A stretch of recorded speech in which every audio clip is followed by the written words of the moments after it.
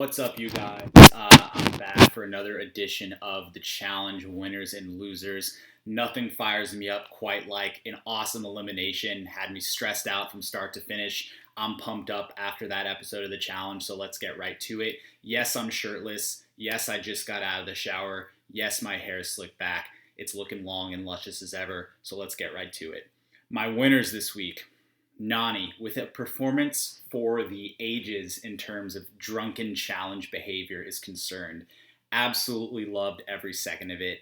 Just really turning back the clock and giving us a performance that we'll be talking about for years to come. Getting absolutely wasted to a degree that you don't really see on the challenge quite as much as you used to in years past. Loved every second of it, Nani.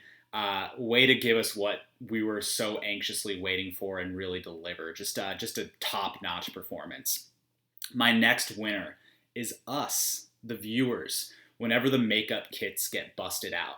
You know, when the ladies are doing their makeup and getting done up and looking really pretty, you know what that means? It means they're going to the bars. It means they might be going to the clubs. It's always a good night when they go to the bars and the clubs. So whenever those makeup kits get busted out, I'm just so excited. I'm like a kid on Christmas morning. It's the best thing ever.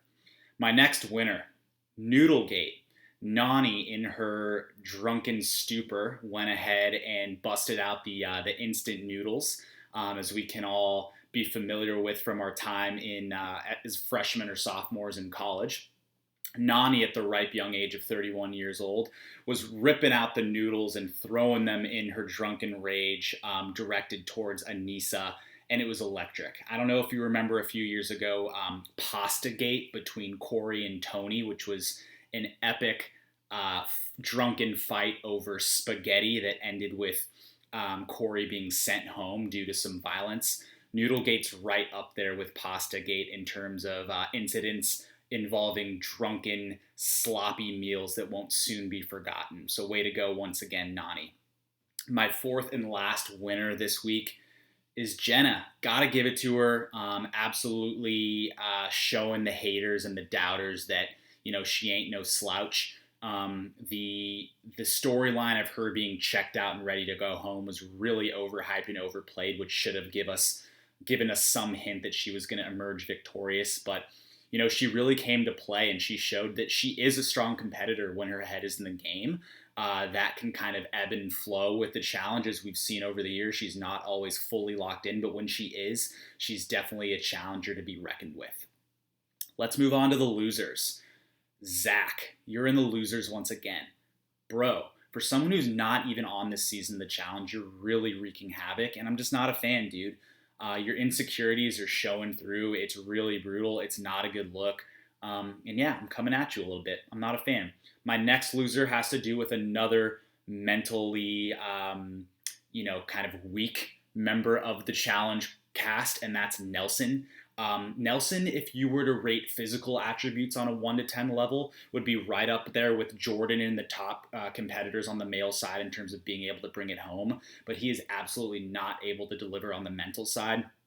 His ability to stay out of verbal fights and confrontations just isn't there. He doesn't stay with his eyes locked on the prize. He gets himself into needless controversies season in and season out, and that's why I firmly believe that he will never be a challenge champion. This confrontation with Kayla just proved once again that he's just not up to it, and I think it was a pretty disgraceful argument and performance from Nelson this week. My third loser actually goes to Nani. I've said this before, maybe not on camera, but I just don't believe that Nani has the mental makeup either to bring home a challenge W and stay in the game long enough to really break through with a W when push comes to shove. And performances like hers this week kind of showed that. You shouldn't be getting quite so wasted to make yourself a target in future tribunals and eliminations. It's just sort of not the type of risk-taking device that you need to stay in the game long. I loved it, though. My fourth loser, Tory. I have to say, Tory is one of my favorite competitors on the challenge. She seems like such a cool, down to earth gal. Would love to kick it with her outside of the show. But she kind of played herself this season by focusing a little bit too much on when she was going to get into the elimination, when she was going to get herself in there. And I think that really showed through.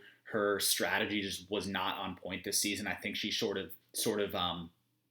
you know, overthought it, excuse me, and just was not necessarily fully there. And that showed in the purgatory, which she ended up losing to Jenna. Finally, Jordan, screaming like an absolute maniac, is a loser this week.